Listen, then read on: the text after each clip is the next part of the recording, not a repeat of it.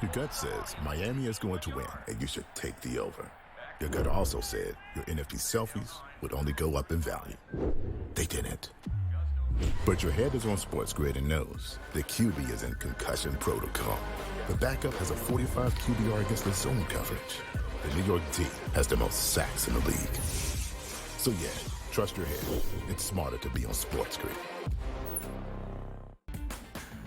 You want me to solve all this tush-push and fourth down malarkey that goes on with the officials? Here's a crazy idea. Get rid of the worst rule in the NFL, and that is forward progress. How about this? Where I knock your ass in the ground is where the ball goes, period. Let's end this whole conversation. Like, if I drop you back 4 yards, then you lost 4 yards.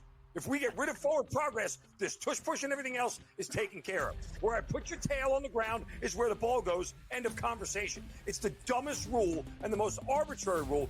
The only thing that is a worse call in the NFL than forward progress is the punt that goes out of bounds when you watch the official walk down the sideline having absolutely no clue where that ball crossed over. All I can think of is that Price is Right game go do-de-do-de-do, do-de-do-de-do, as he's walking down the sideline, arbitrarily trying to figure out where the ball crossed over because he's got no clue. The Early Line, only on SportsGrid. There is going to be an energy to game time decisions that you will feel night in and night out. We're going to go through every single thing, and I've got a great team behind me that's going to help me get the job done. I want this to be the place that people come to. We are going to hit every single one of those markets that you need to know about. There is not going to be a better place, I promise you, than Game Time Decisions. We will have everything at our disposal, and we will use that to our advantage. I'm Kevin Walsh. Tune into Game Time Decisions from 6 to 8 p.m. Eastern.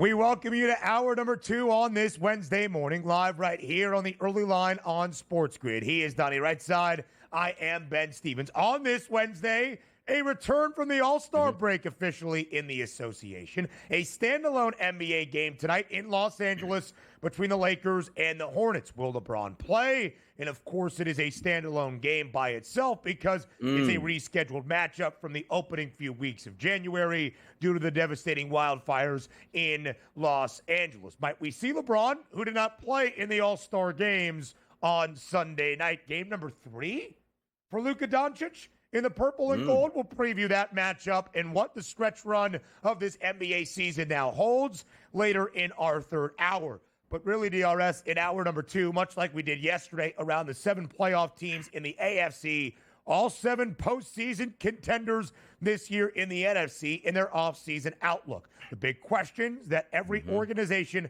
has to answer this offseason. Yeah, I love to see it because it's before the start of free agency and the draft, and obviously the tag window is open. We'll see if maybe 1 or 2 players get tagged or maybe a transition tag. But also, you're right about this. The NBA returns. And here's the question. Like, Kevin's usually off. Well, by the way, it feels like Kevin Walsh is off every single day here after the Super Bowl on how he got the schedule. Like, does he come back on a Wednesday today, like impede GTD because LeBron's got center stage all by himself tonight? Does he actually make an appearance on Moneyline today for once? I don't know. Maybe it could happen here. I'm just looking out for the people out there in the streets. That's all. It sounds like you guys have some things to unpack. You will not hear me slandering that good man's name. Joe Lisi, on the other hand, though, I don't know if we'll see him until August, so it does make a lot of sense to me. Would be a big night for Kevin to be on GTD, but a big night in the NBA. For us here, DRS, we'll have the coach, JY James Young, join us later on in our third hour to talk the NBA after the All-Star break. And as you've probably heard me say to a nauseating amount, we're not at the midway point. We're well past it. Only about 25 to 27 games remaining for every team around the association in this 82-game regular season. All right, let's get to the NFL and the offseason outlook. ELGLES.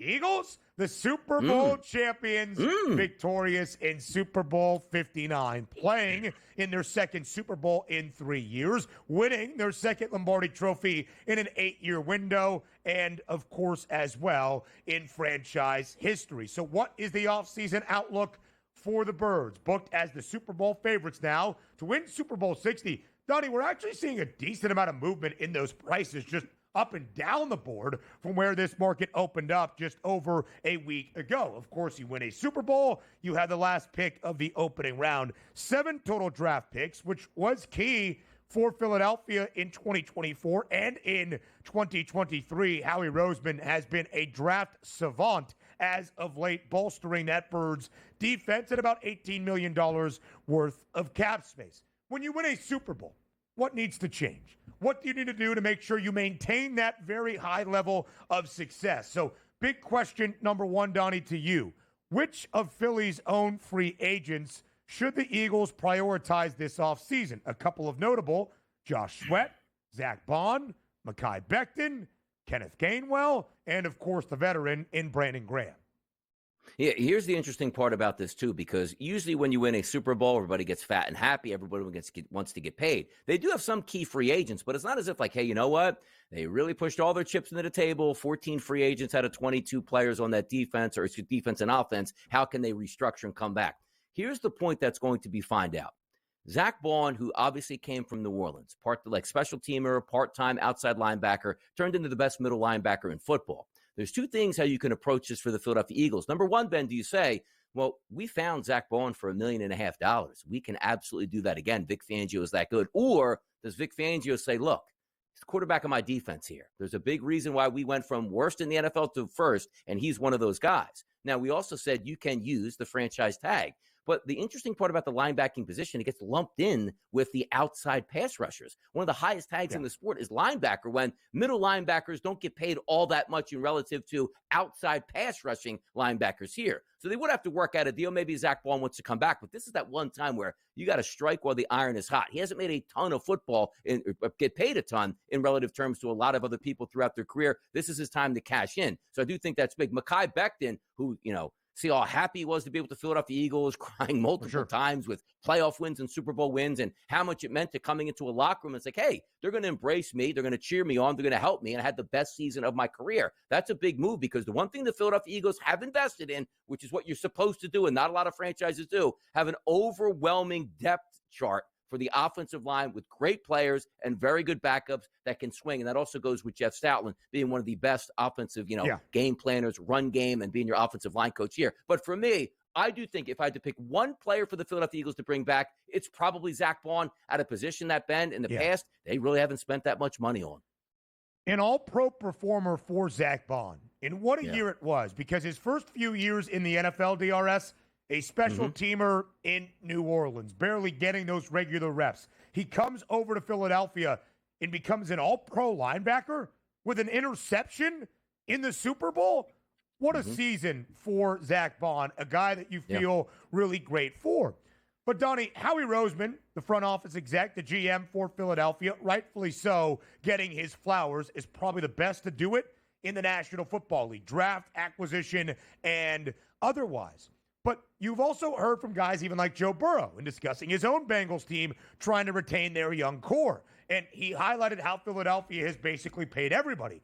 That is true on the offensive side of the ball. But one of the benefits the Eagles have, again, to the astute nature of Howie Roseman, is a lot of their key defensive performers still on their rookie deal, still on those beneficial contracts to the organization. Jalen Carter, Cooper DeJean, Quinyon Mitchell, so on and so forth. Nakobe Dean. Why am I blanking on the big guy's name? Out of Jordan Davis, out of Georgia as well. You have a lot of these big-time productive performers, DRS, on those discounts. You had a guy on Zach Bond who wasn't doing much, so you signed him to the league minimum. Now you have to pay those tabs as it would hold.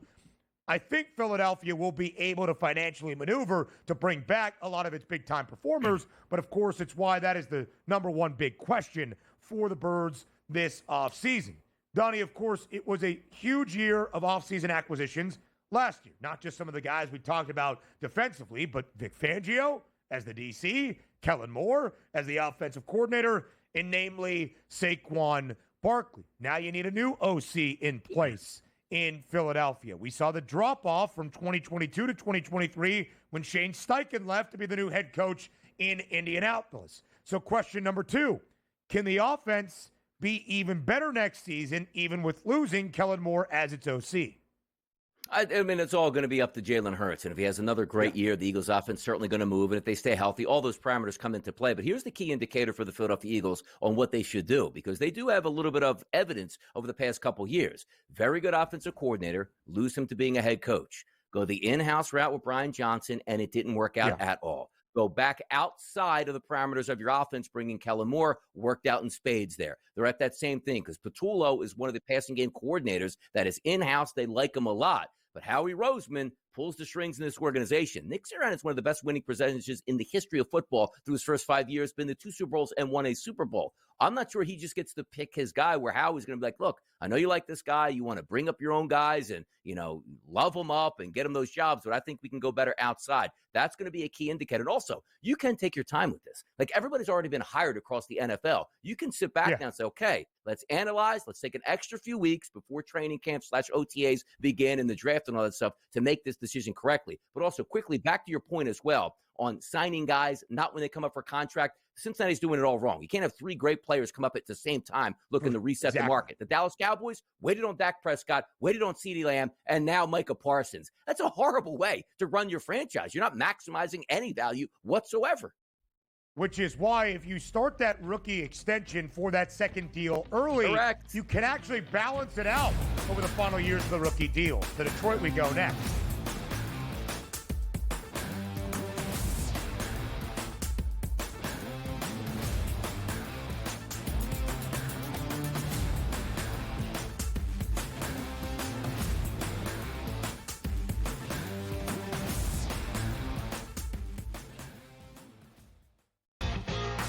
Slow play drum beat grows louder and louder every week, to the point now that they're making overt references to it on the broadcast. So there's plenty of other guys that have to get faster.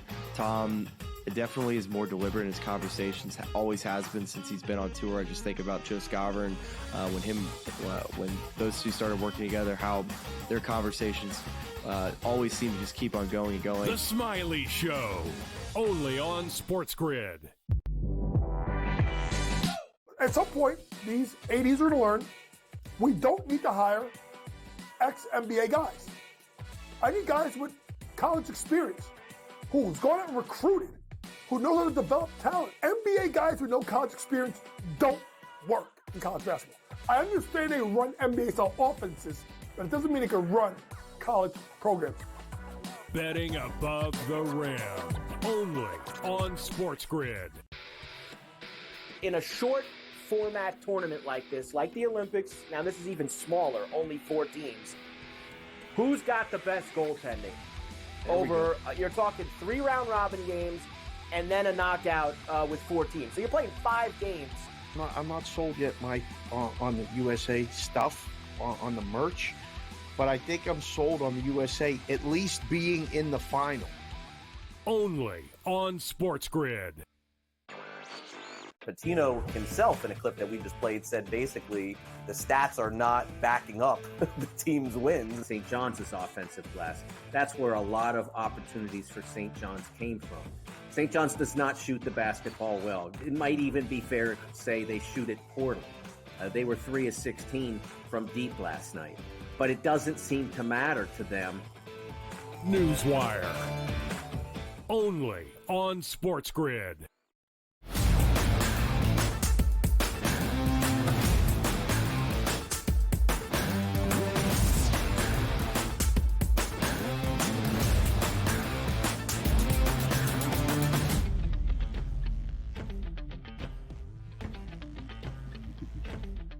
The offseason outlook for all 7 teams that made the NFC postseason. We started with the Super Bowl champions in the Philadelphia Eagles. How do you improve year over year?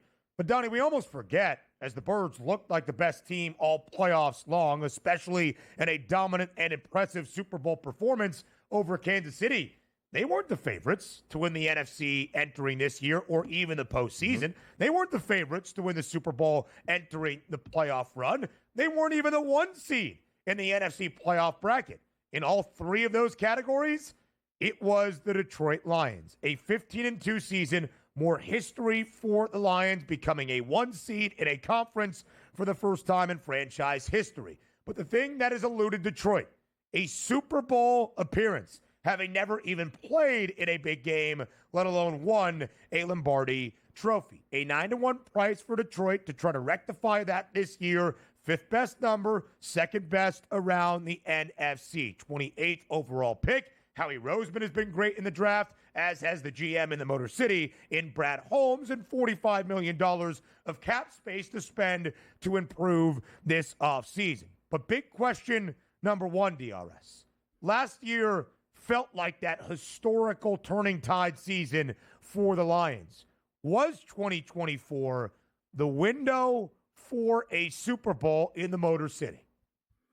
I mean, the window is still open, but my goodness, when you take a look at, they had everything they needed, home field advantage lined up here, first time, the crowd was amazing, and they get dropped right on their head by Washington at home. But you could also say injuries played a big factor. Into that season, you know me. I backed the Detroit Lions before anybody else in this season, back in late September and early October. That's my team that's going to get to the Super Bowl. But obviously in the NFL, you do have a lot of games played and a lot of attrition, and there was no more attrition on that defense in the NFL than what you saw with Detroit. But here's my issue with Detroit moving forward. If they come back healthy and add a couple pieces, which we'll get to in a second, yes, that window is still wide open. But if you can equate it to like a reference on like a brand new Ferrari ripping around outside, it looks fantastic out of the garage. And then you say, okay, the following day you take it out. Hold on now. I don't have a dashboard, which means I don't know how fast I'm going. Do we need gas in the tank? Does the oil need to be changed? Is it overheating? That's Ben Johnson. Ben Johnson was that regulator. It's like, you know what? I got weapons all over the place. I'm the maestro. We are going to play this thing right down the middle. And they were fantastic. So I can't just look back at this Detroit offense and with confidence say they won't skip a beat. They had the best play caller. It was a perfect fit. And now that's starting to change up. That, unlike the players, my biggest worry is the coach and how he's going to be able to hold up as an offensive coordinator and say, you know what? I can do the same things Ben Johnson can do. DRS, what's crazy, too, when you think about it? The way that we discuss the Lions and expecting them to take a step back in a way is not because Jared Goff is gone or they lose Jahmyr Gibbs and David Montgomery or Jamison Williams is walking out the door or Sam Laporta. In fact, the biggest issue for Detroit a year ago was how injured the defense was, with key contributors up and down the board, namely Aiden Hutchinson. We saw a video of him running just a few months after breaking his leg. Of course, he should be back. But you look in the entirety of that defense, in each and every level, they were losing or had lost a key and significant contributor by the time they played the Commanders in the divisional round, and even throughout that game. So if everybody's healthy, and they will be more than likely to start 2025, they should be fine. But it's not about the players, which is interesting. It's the coaches. And Donnie, you alluded to it. That's big question number 2. Maybe big question really number 1 that, of course, is correlated with that Super Bowl window. How much will the coordinator departures hurt this Lions team? Defense, I mean, again, I like that, the Jets got a pretty good head coach there in Aaron Glenn. I do think so. They weren't a great defense overall, but again, it's hard to grade the defensive coordinator when he doesn't have a lot of players. It was like, hey, Vic Fangio stinks in Miami because he lost 9 starters by the time they played a playoff game in freezing cold temperatures against the Kansas City Chiefs. Then you saw what he did in Philadelphia. It's like, hey, look, he's got some pretty good players and a good scheme here. I think they'll be fine on defense just by getting the players back. But again, it's down to the offense. A wonderful offensive line, a great running game, a quarterback that can deliver on time and be accurate, and great wide receivers. And as you see that graphic up there, $45 million in cap space, which means they can re-sign their own players. They can go outside the building. They can head towards the draft. I think the future is very bright for Detroit, but this can get dimmed quickly if that offense just isn't hitting on all cylinders. Because when we look at Detroit, healthy defense or not, what do we used to say? Boy, that offense is cooking out here, and maybe the defense can get stops. I hope it's the same thing in Detroit for this season, but that is maybe the biggest question mark in the NFL. Is Detroit's offensive coordinator going to be up to the challenge of Ben Johnson, who left for Chicago? It's a really good point, DRS, because I think you can look at that 9-1 Super Bowl number, or when the conference championship prices come out in Detroit, probably $2 or so behind Philadelphia, we would say, and use this moment in time early in the offseason to say that is either a discount, it was value, the Lions were exactly who we thought, Dan Campbell is still there, the mentality remains the same, all of the key players are back, they're performing at the same productive levels we have expected over the last 2.5 seasons, and they are a Super Bowl frontrunner by the time we get to week 6 once again, or we are going to say, see, we kind of told you. Losing those coordinators, a huge deal. Ben Johnson took a lot of the guys that he had built that offensive staff with in the Motor City with him to Chicago as well. New OC in Detroit, John Morton. New defensive coordinator, Kelvin Shepard, who worked on the defensive staff under Aaron Glenn the past few years.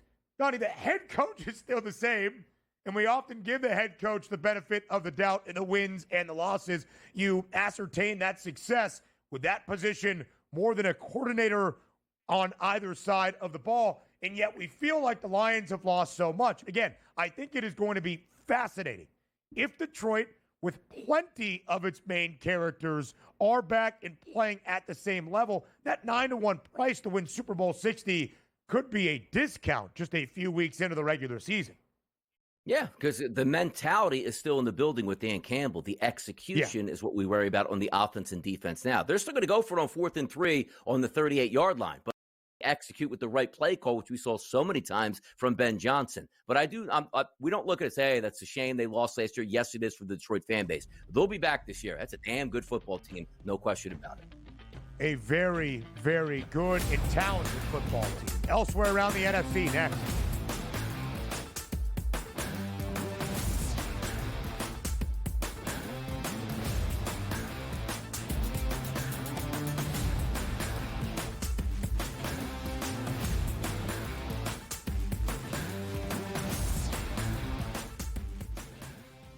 Need help with your NFL picks?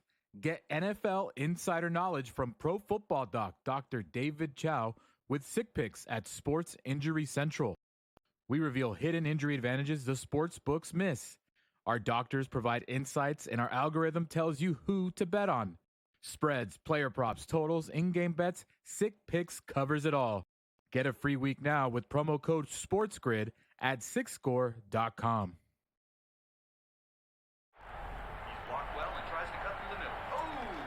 Your gut says Miami is going to win, and you should take the over. Your gut also said your NFT selfies would only go up in value. They didn't. But your head is on SportsGrid and knows the QB is in concussion protocol. The backup has a 45 QBR against the zone coverage. The New York D has the most sacks in the league. So yeah, trust your head. It's smarter to be on SportsGrid. Anyone that's been to a sporting event, the atmosphere before a game, I think Game Time Decisions has that same exact atmosphere. This is our arena. This is what we do. There is going to be an energy to Game Time Decisions that you will feel night in and night out. The excitement you get when you lock your bets in, when you're figuring out what you want to do, we can zone in on the biggest games each night. I want this to be the place that people come to before the games start so they feel as ready as possible to lock in their cards. We are going to hit every single one of those markets that you need to know about. We're going to go through every single thing, and I've got a great team behind me that's going to help me get the job done. There is not going to be a better place, I promise you, than Game Time Decisions to get that new information, react to it, and be able to then bet accordingly. We will have everything at our disposal, and we will use that to our advantage. I'm Kevin Walsh. Tune into Game Time Decisions from 6 to 8 p.m. Eastern.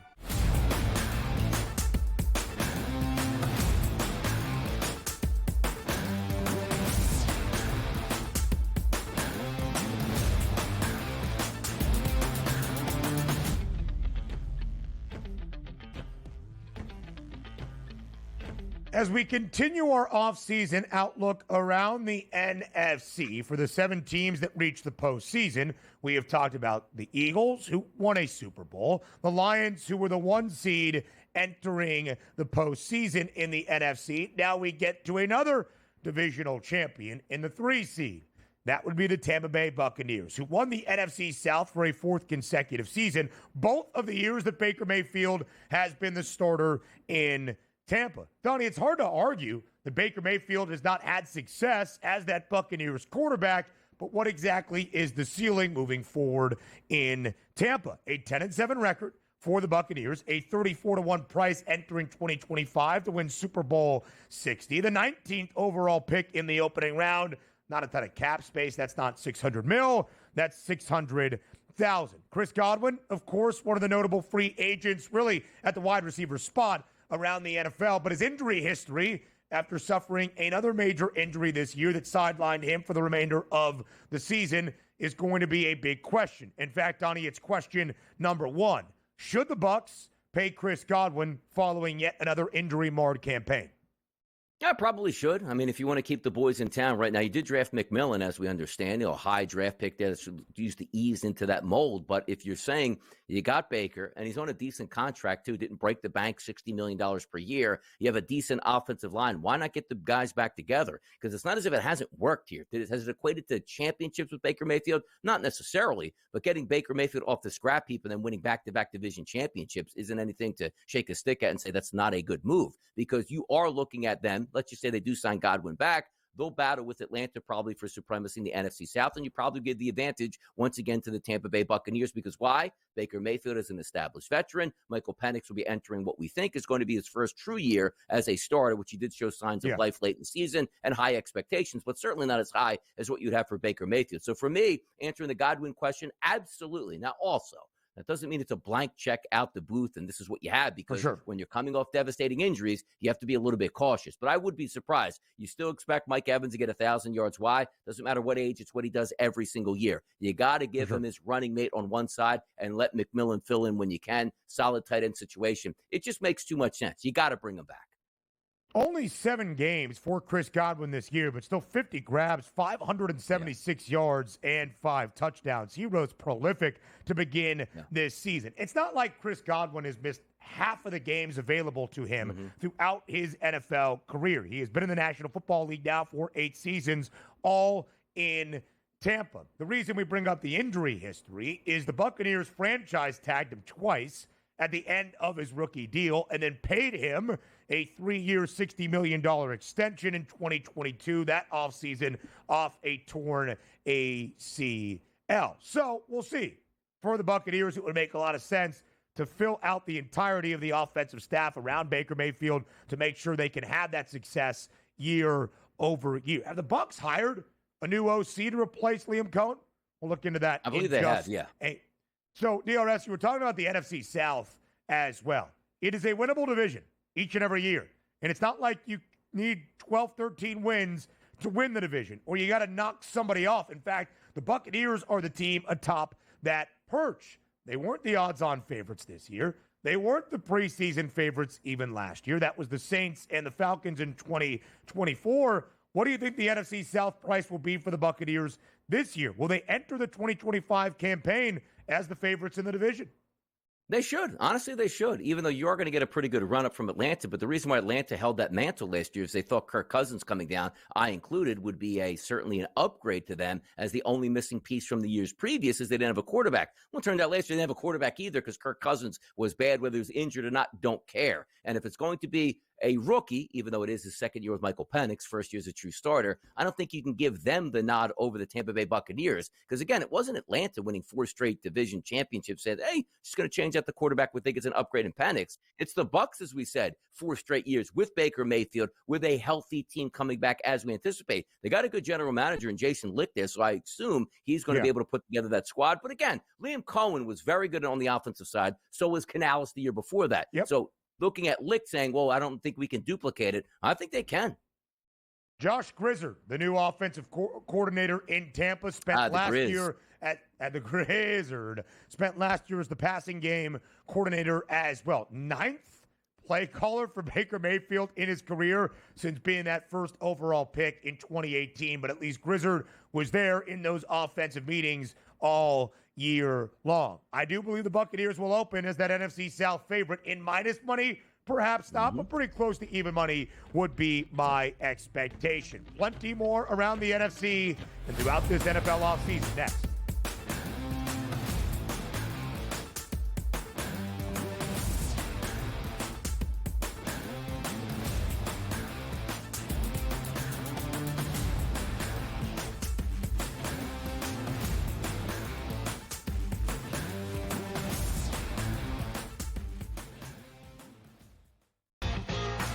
Slow play drumbeat grows louder and louder every week, to the point now that they're making overt references to it on the broadcast. So there's plenty of other guys that have to get faster.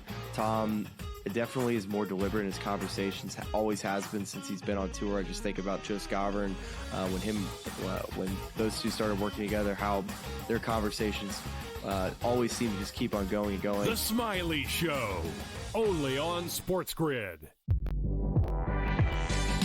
At some point, these 80s are going to learn we don't need to hire ex-NBA guys. I need guys with college experience who's gone out and recruited, who knows how to develop talent. NBA guys with no college experience don't work in college basketball. I understand they run NBA-style offenses, but it doesn't mean they can run college programs. Betting above the rim, only on SportsGrid. In a short format tournament like this, like the Olympics, now this is even smaller, only 4 teams. Who's got the best goaltending? You're talking 3 round robin games and then a knockout with 4 teams. So you're playing 5 games. I'm not sold yet, Mike, on the USA stuff, on the merch, but I think I'm sold on the USA at least being in the final. Only on SportsGrid. Patino himself, in a clip that we just played, said basically the stats are not backing up the team's wins. St. John's is offensive glass. That's where a lot of opportunities for St. John's came from. St. John's does not shoot the basketball well. It might even be fair to say they shoot it poorly. They were 3 of 16 from deep last night, but it doesn't seem to matter to them. Newswire, only on SportsGrid.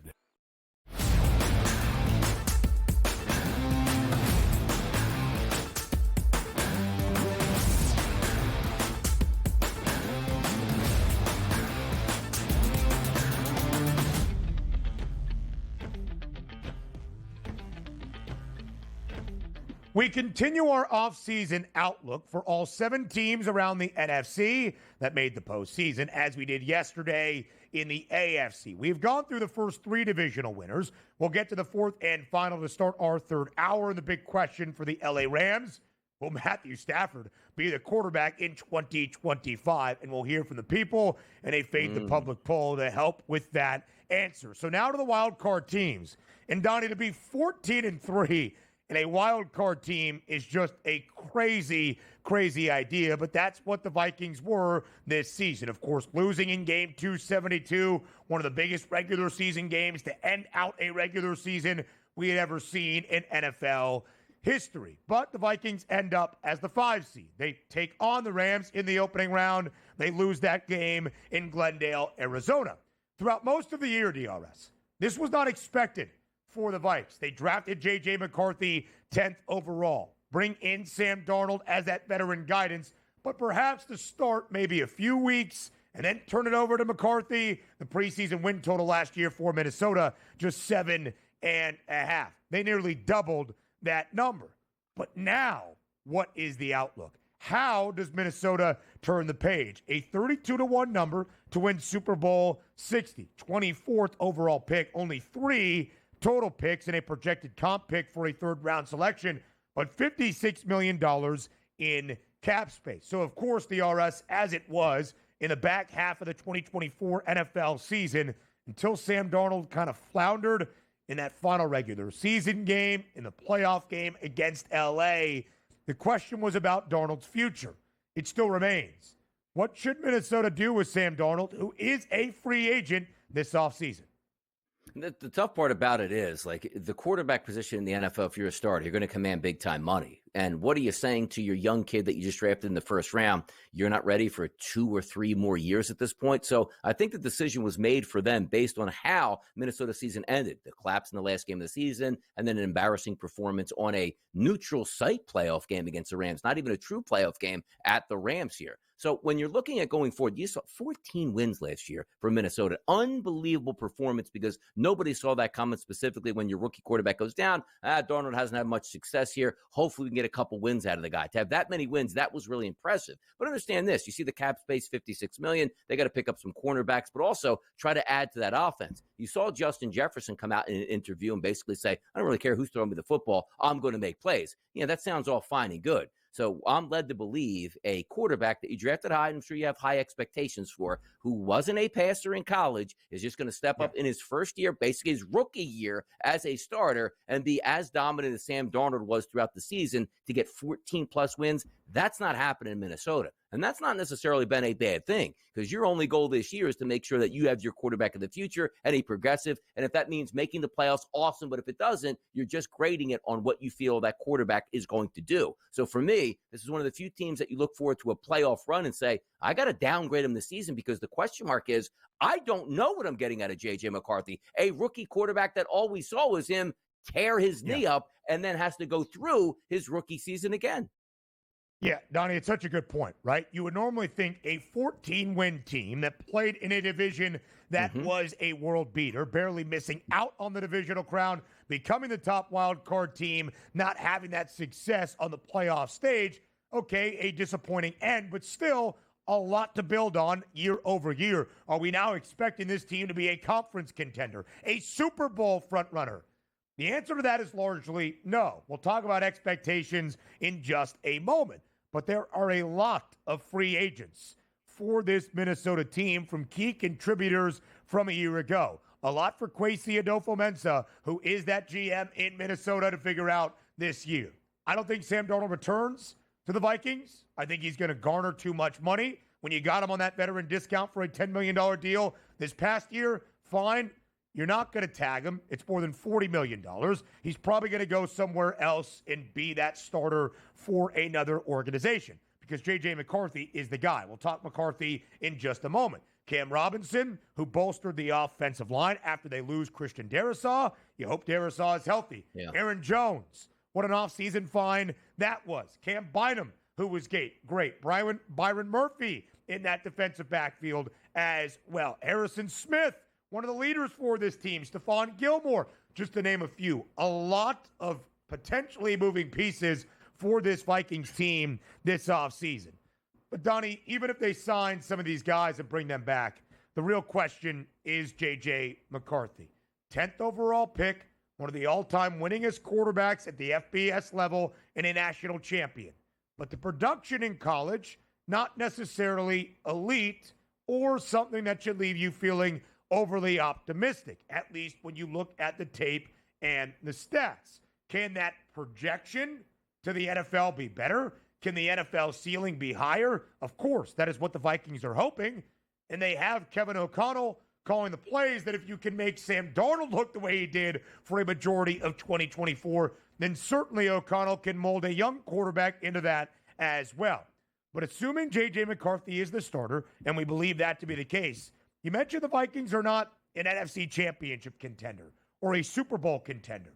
But are we still expecting the Vikings to be a playoff team in 2025?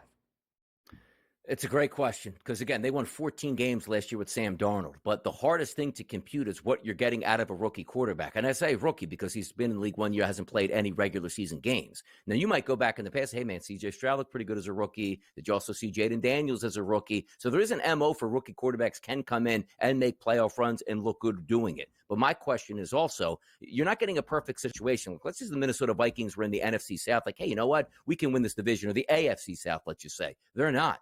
They're in the NFC North, which means the Green Bay Packers, you expect them to be a playoff contender and a playoff team next year. You take a look at Detroit, playoff team and playoff contender. The Chicago Bears have the talent and now a new head coach where they probably feel they're going to be a playoff team and a contender. You can't have 4 playoff teams and contenders in the NFC North. Now, trusting in the team where they feel like they have the quarterback, I understand it. This could all change too. They bring back Sam Darnold, they're probably going to make the playoffs again because you have the veteran presence who, outside of the biggest games at the end of the year against the better teams, didn't perform all that well. But he's shown he can navigate through a regular season with a talented play caller and a talented team around him and put up victories here. So for my money, the simple answer, I'm going to say no. Minnesota doesn't make the playoffs. And it's not to say they're not a good football team, but there's a lot of chance. Yeah. The same teams don't make the playoffs every single year in the NFL. Sure. There has to be a drop-off. And now you're going to put a rookie quarterback in, more unknown. I'm going to bet against the unknown. Yes.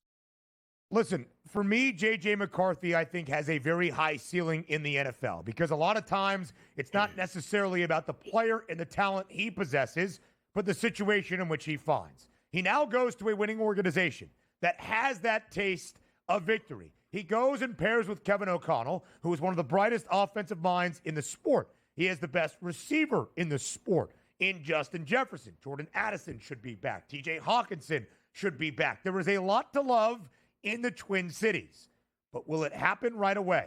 And Donnie, happen right away is not, hey, if they get to 9-8, 10-7, there's no guarantee they're a playoff team. There's no guarantee they're even the second best team in their division.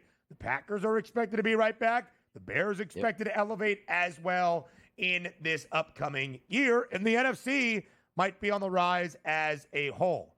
I will be fascinated, and I mean truly fascinated, to see the preseason win total for Minnesota, expecting it to probably be around 9.5 in that playoff price for 2025. Will they be in minus money? Will the odds makers expect the Vikes to make yet another postseason run? I think they will because they love the head coach here and they figure, again, that same premise. Hey, look what he did with Darnold. Now he's got a guy that's probably a little bit more talented than Darnold, even though it's hard to say because Darnold was a top draft pick just a few short years ago and played well for the season. But for me, it's just I can't trust that scenario. If you're looking to me to say, hey, what do you think the quarterback is going to be? If you bring Darnold back, I have higher expectations on the season and making the playoffs and going with J.J. McCarthy. But as a franchise, you absolutely have to go with J.J. McCarthy to find out what you have for the future because, quite frankly, 14 wins are great. If it doesn't equate to playoff victories, come on now. How great was it? J.J. McCarthy in his de facto rookie season. Jaden Daniels enters year 2. Washington next.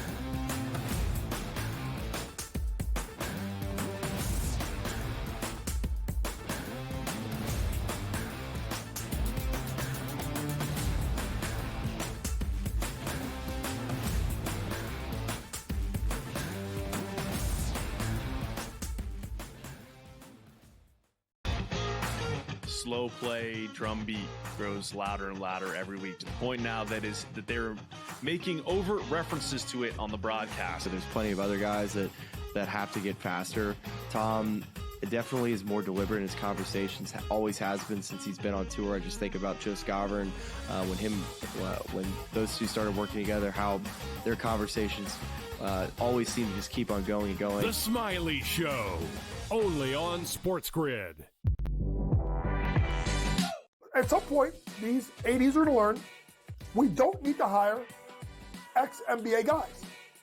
I need guys with college experience who's gone out and recruited, who know how to develop talent. NBA guys with no college experience don't work in college basketball. I understand they run NBA-style offenses, but it doesn't mean they can run college programs.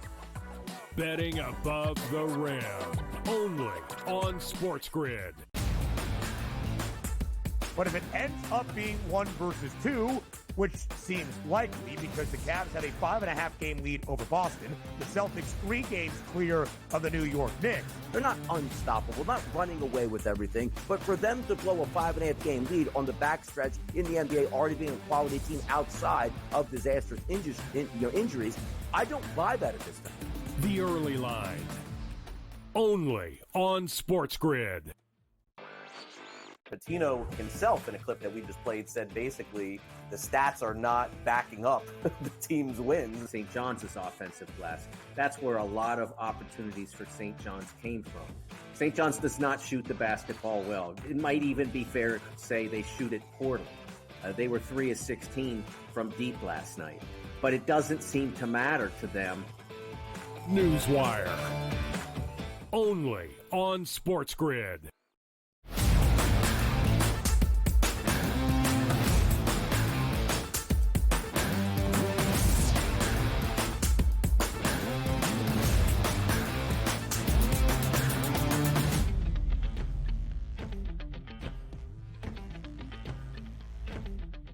The Washington Commanders. What a season 2024 was with a first-year head coach in Landover in Dan Quinn. Cliff Kingsbury back in the NFL in the second overall pick. A rookie signal caller in Jaden Daniels that by about week 5 already started having his name engraved on the Offensive Rookie of the Year award. A historic rookie season for Jaden Daniels in regular season performances, but of course in the postseason even more. Leading the Commanders to their first NFC Championship game appearance since 1991 in more than 3 decades. A 12-5 season for Washington. A 23-1 price for the Commanders entering 2025. The 29th overall pick because they played in that conference title game in the NFC. $75 million of cap space.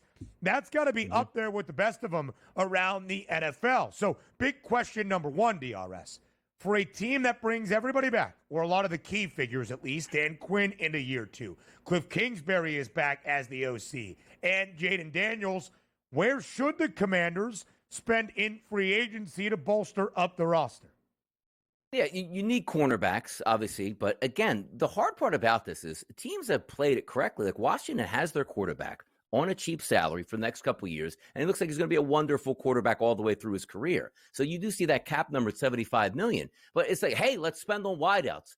Well, let's just say T. Higgins never makes it out of Cincinnati. Who are you spending this money on here? And you say, hey, great cornerbacks.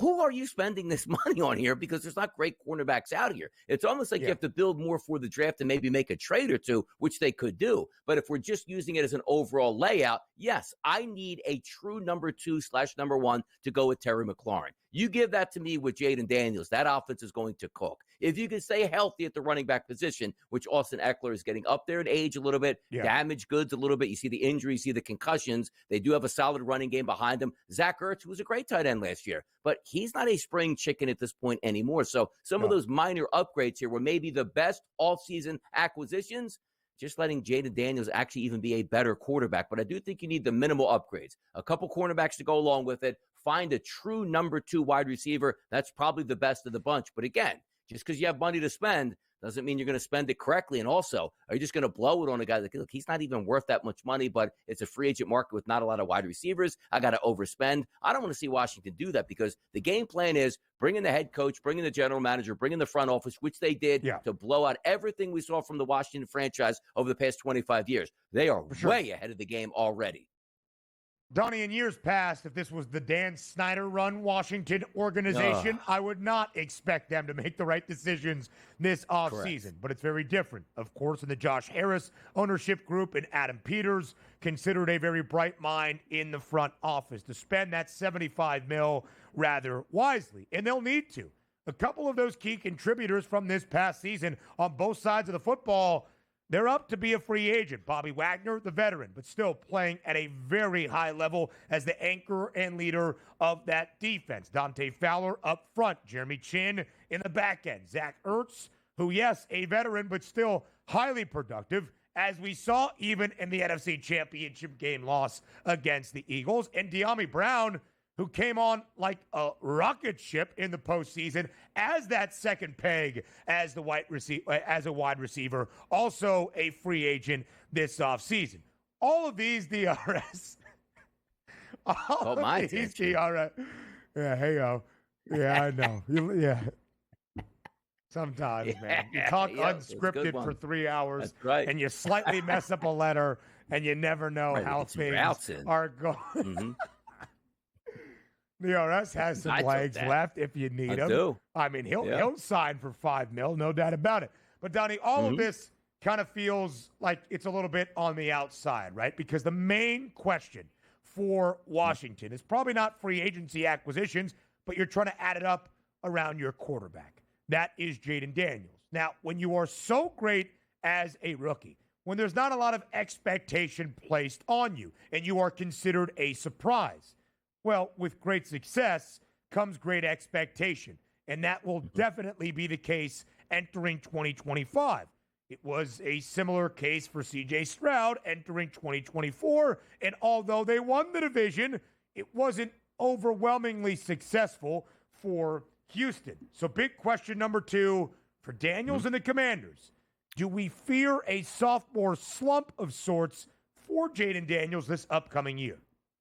No, and the reason I say that is it's twofold, by the way, because, again, defensive coordinator is going to make changes on what Daniels like to do, which is great. But you know what the biggest win for the Washington franchise was? Not that they drafted Jaden Daniels, which was great. Not that they had a good season, made it to the NFC Championship game. It's that Cliff Kingsbury is like, you know what?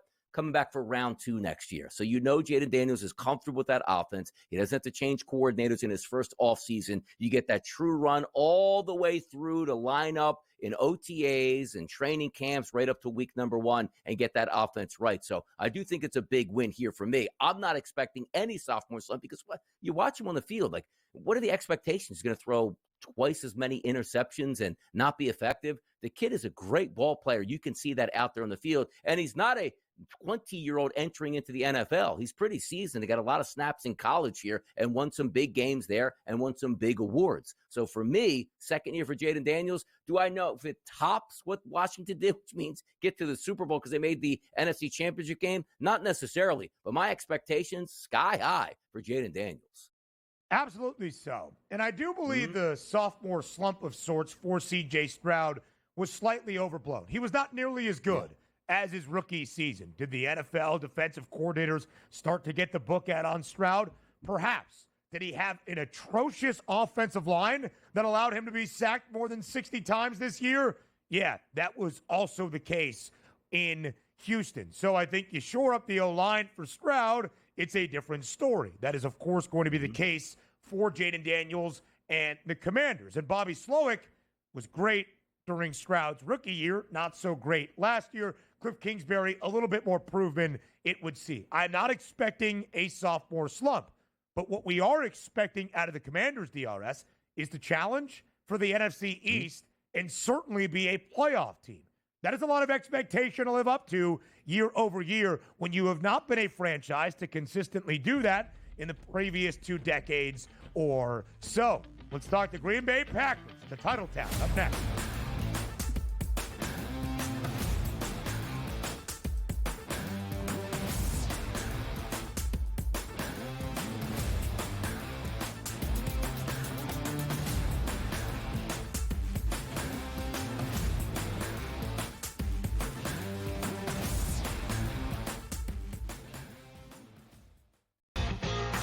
Slow play drum beat grows louder and louder every week to the point now that they're making overt references to it on the broadcast. So there's plenty of other guys that have to get faster. Tom definitely is more deliberate in his conversations, always has been since he's been on tour. I just think about Joe Scover when those two started working together, how their conversations always seem to just keep on going and going. The Smiley Show, only on SportsGrid. At some point, these 80s are going to learn we don't need to hire ex-NBA guys. I need guys with college experience who's gone out and recruited, who know how to develop talent. NBA guys with no college experience don't work in college basketball. I understand they run NBA-style offenses, but it doesn't mean they can run college programs. Betting above the rim, only on SportsGrid. In a short format tournament like this, like the Olympics, now this is even smaller, only 4 teams. Who's got the best goaltending? You're talking 3 round robin games and then a knockout with 4 teams. So you're playing 5 games. I'm not sold yet, Mike, on the USA stuff, on the merch, but I think I'm sold on the USA at least being in the final. Only on SportsGrid. Patino himself, in a clip that we just played, said basically the stats are not backing up the team's wins. St. John's is offensive glass. That's where a lot of opportunities for St. John's came from. St. John's does not shoot the basketball well. It might even be fair to say they shoot it poorly. They were 3 of 16 from deep last night. But it doesn't seem to matter to them. Newswire. Only on SportsGrid.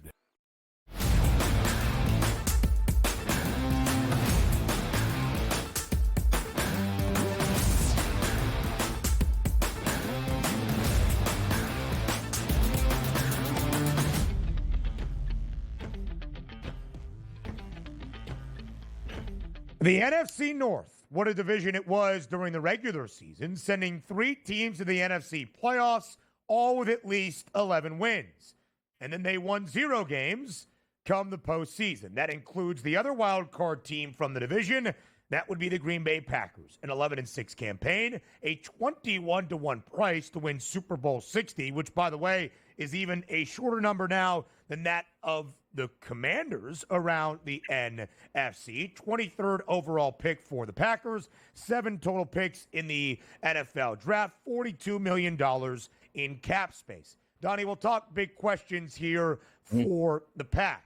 And, of course, there will be a lot of focus on getting a wide receiver to bolster that room alongside the young guns, who were okay but not necessarily consistent. Jaden Reed, Christian Watson, Dontavian Wicks, Romeo Doubs.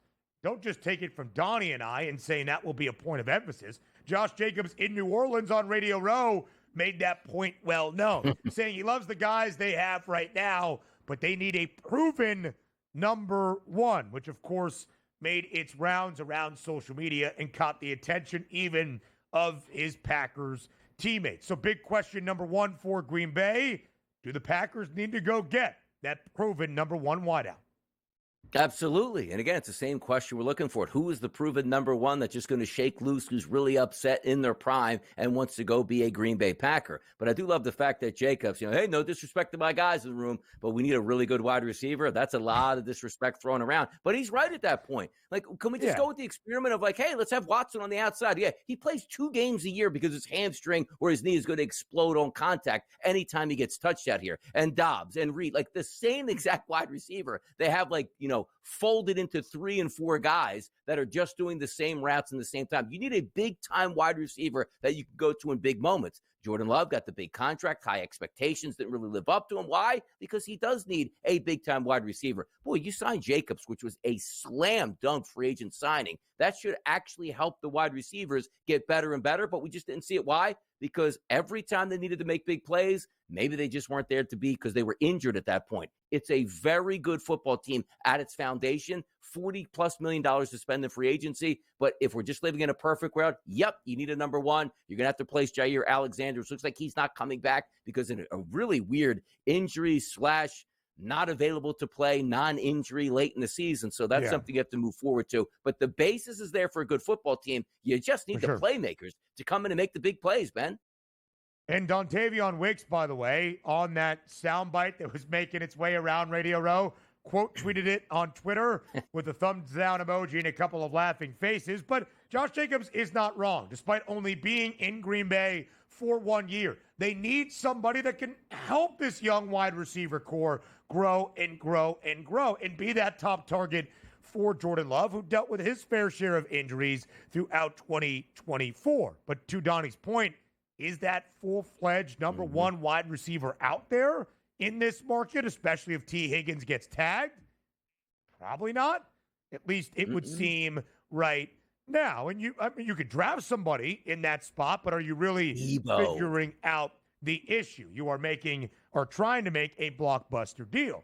DRS, when we think about the Packers, let's say they get in some blockbuster trade or somehow or another, get that top wide receiver. Would Green Bay move up in the market in your mind to be an NFC contender or perhaps even the NFC North favorite? That's big question number 2. Yes, because it's a very good team. And you say, well, what do they do in the playoffs? Well, they lost to the Philadelphia Eagles, which everybody lost in the playoffs to.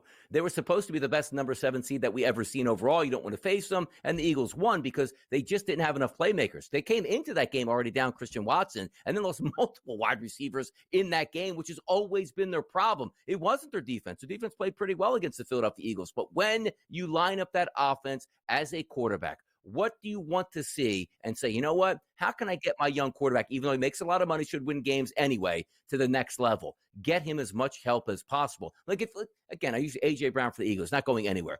Put A.J. Brown in the Green Bay Packers. You're not going to feel better about the Green Bay Packers and being a better football team. Tyreek Hill shakes loose. He now hates Miami. He goes to Green Bay. An elite deep threat here that can really change the tone of that offense. You see what I mean? Yes, but they don't fall from trees at this point. Maybe you have to go to the draft, or can you work out a trade? Maybe DK Metcalf's upset in Seattle, and you put DK there on Green Bay. Yes, that changes the parameters of what the outlook's going to be for me in 2025. For sure. I would still keep the Lions as the NFC North favorites, but would it elevate Green Bay? Yeah. Without a shadow of a doubt. Jeff Hafley in his first year as the DC in Lambeau, really successful year. A lot to build on the defensive side of the football as well. Our number 3, our third and final, continues up next on the early line.